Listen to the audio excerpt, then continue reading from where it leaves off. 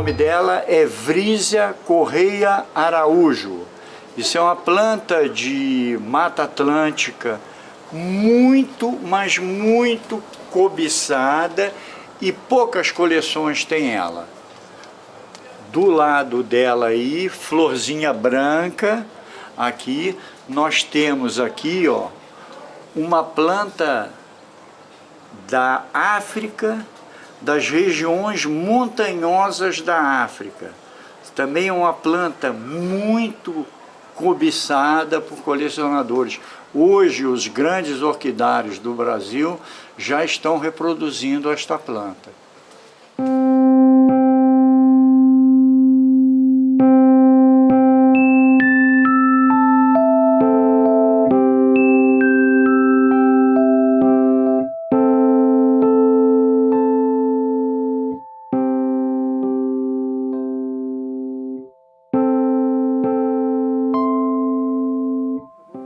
Agora, Jorge, você tem uma bromélia que leva o seu nome, né? Conta um pouquinho dessa história.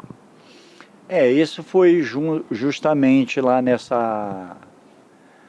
nessa entrada que eu fiz, né, nessa participação que eu fiz dentro na Sociedade Brasileira de Bromélias. Eu conheci uma das pessoas que é uma das maiores autoridades no Brasil em bromélias, que é o Elton Leme, que era um juiz, hoje eu acredito que ele seja desembargador, né? E que estava pesquisando essa região aqui. E ele falou: Gastim, preste atenção, porque aí tem algumas plantas que pode ser que você ache novidades por aí, plantas ainda não descobertas. E assim foi, aí continuamos trabalhando por aqui, e aí ele me disse que eu procurasse ir mais para o norte fluminense, porque ali era uma área onde botânicos ainda pouco haviam explorado. E aí, fazendo isso, fui a Sumidouro pesquisar por lá e ali descobri uma nova planta, uma nova Vrísia, que hoje já não é mais Vrísia. O Elton, através de aprofundamento nos estudos, né, e hoje se tendo o DNA vegetal, coisa que até então não tinha, essas plantas eram classificadas como Vrísias. E agora saíram desse gênero Vrísia e ele criou um novo gênero chamado Stigmatodon, e que aí resultou na descoberta de uma nova planta em Sumidouro, a qual ele, pelo meu trabalho feito aqui na região e mais nessas cidades vizinhas, resolveu dar o nome de Stigmatodon gastinianus, em homenagem a esse trabalho que eu vinha desenvolvendo. Dali fomos ali também nesta mesma região de Sumidouro, descobrimos a Vrísia grandiflora, a Echimeia sumidourensis e o Nidularium purpureum.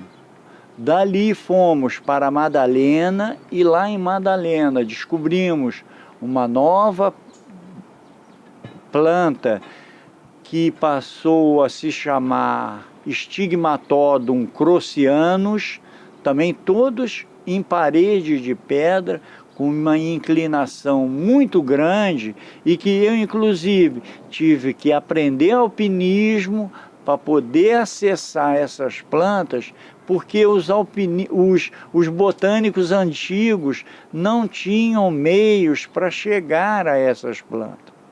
Então foi interessante essa dica do Elton, que eu me especializasse nisso, porque assim eu poderia contribuir com a botânica, uma vez que os botânicos do século passado não dispunham nem no alpinismo das ferramentas de alpinismo para chegar onde eu consegui chegar. Então daí a minha vantagem sobre o pessoal que pesquisou anteriormente.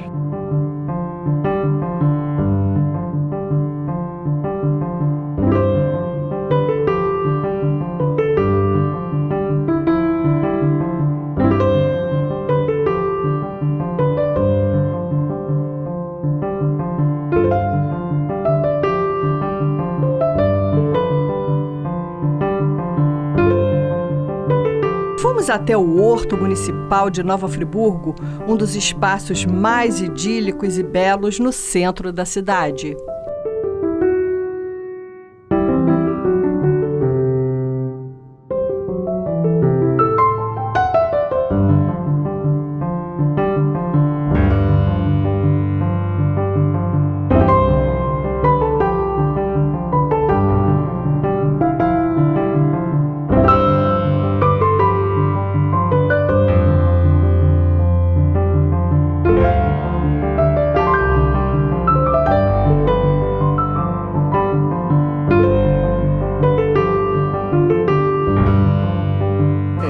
Estamos aqui hoje no Horto Municipal, justamente mostrando a grandiosidade que temos aqui na nossa cidade no que se refere à flora e também mostrando o quanto esta área tão nobre da cidade, que é o Parque São Clemente, poderia estar inserido dentro de um projeto cultural envolvendo o turismo e envolvendo o meio ambiente. Porque temos abaixo aqui de onde nós estamos, o Nova Friburgo Country Club, é onde foi a habitação do Barão de Nova Friburgo e posteriormente a família Guinle, e que é uma área super preservada, muito bem preservada pelo Nova Friburgo Country Club.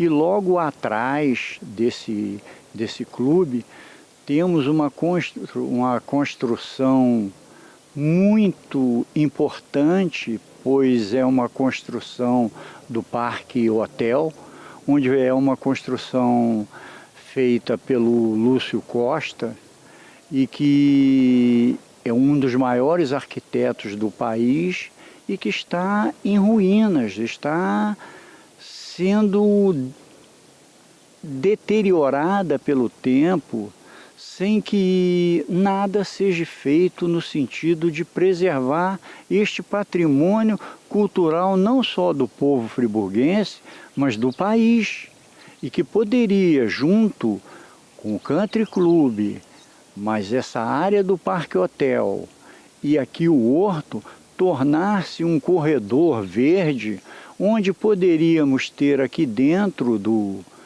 horto um jardim botânico, um herbário com as plantas endêmicas de nossa cidade, para que pudéssemos, com isso, dar um pontapé inicial na preservação dessas plantas endêmicas que todo ano correm risco de serem extintas com as queimadas das pedras, com o desmatamento desordenado.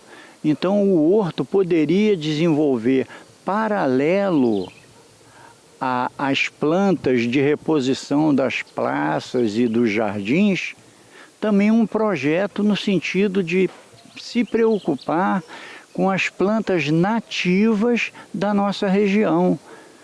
Temos aqui, como nós podemos ver, uma área excepcional, com aves de várias espécies cantando aqui no nosso entorno. Estamos aqui dentro de um nicho que poucas cidades nesse país têm. Isso aqui poderia ser uma área onde recebesse as escolas municipais para uma aula ambiental, para que nós formássemos cidadãos com uma nova mentalidade. Nós temos que evoluir como povo para que possamos nos beneficiar de tudo isso que está no nosso entorno. Mas cabe a nós também parcela disso. E eu conclamo aos empresários da cidade a abraçar essa ideia da prefeitura no sentido de ajudar no financiamento de projetos ambientais que embelezariam a cidade e que poderiam fazer essa cidade realmente uma parada a caminho do céu.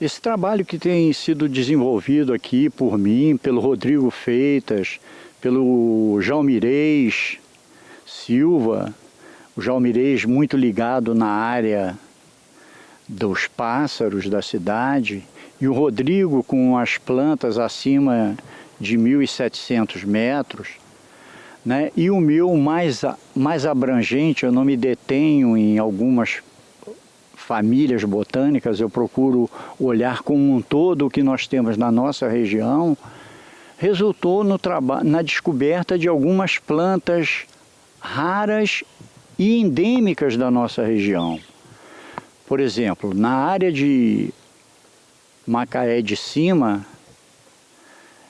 nós temos plantas ali de endemismo muito grande, como é aqui também a área de Teodoro de Oliveira. Ali, fazendo pesquisas ali, há coisa de 5 anos atrás, eu descobri uma espécie de planta que se chama Vanholtia fruticulosa, que é uma planta que só tem registro dela, só tem um único registro dela no Jardim Botânico, que era em Macaé de Cima, e que agora, com essa nova descoberta dessa colônia, foi tão importante porque nós podemos agora saber que, se estiver ameaçada esse registro que tem no Jardim Botânico, nós temos um outro com uma quantidade bem maior de plantas e que eu tenho procurado manter em segredo para evitar que haja extrativismo dessa planta ou que qualquer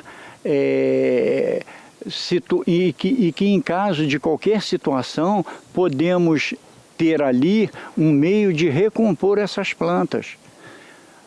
Na mesma área de Teodoro, eu descobri agora também uma micro-orquídea com o nome de Pabistiella alexandre, que é uma planta que só 2 pessoas têm essa planta no momento, que sou eu e a pessoa que a descobriu. E isso são plantas que deveriam estar sendo cuidadas, que deveriam estar sendo encaminhadas ao Jardim Botânico com exicatas, no sentido de que pudessem ser preservadas. Temos também uma nova promênia registrada aqui para a região, que é uma micro-orquídea, que só havia registro dela em Santa Catarina. E agora, com esse trabalho que eu estou desenvolvendo aqui com o Rodrigo, conseguimos descobrir essa planta aqui na região. Não há registro dela nem no Jardim Botânico para o estado do Rio. Então, eu estou falando isso para que as pessoas atentem da grandeza da nossa flora aqui no município e que as autoridades, os empresários, poderiam se unir no sentido de que pudéssemos reproduzir essas plantas, que pudéssemos auxiliar o Jardim Botânico na preservação dessas plantas e assim contribuir com a nossa cidade, que geraria isso mais turismo e mais verba para o nosso município.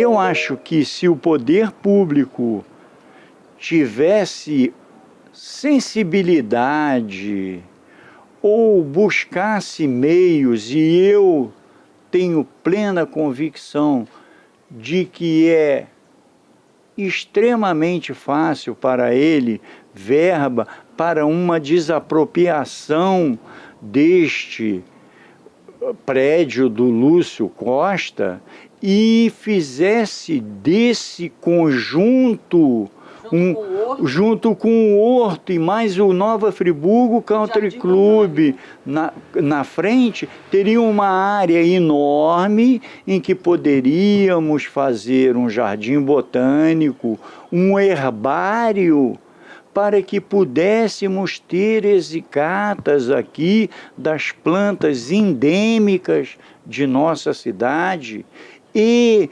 que esse jardim botânico tivesse como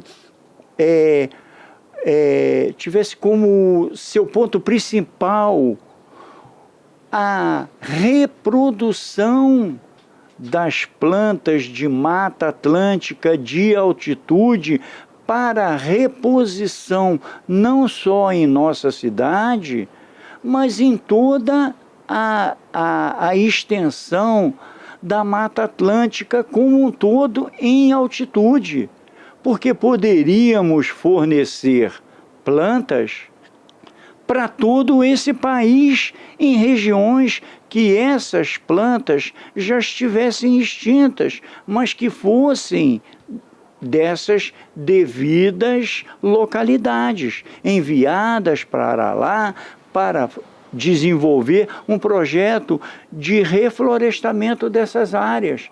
Nós temos plantas endêmicas aqui que deveriam estar sendo cuidadas, porque algumas delas, em algumas pedras aqui, como é o caso aqui da nossa a Pedra do Imperador, nós temos ali uma sarracenia ali que ela é endêmica daqui e constantemente aquela área está pegando fogo.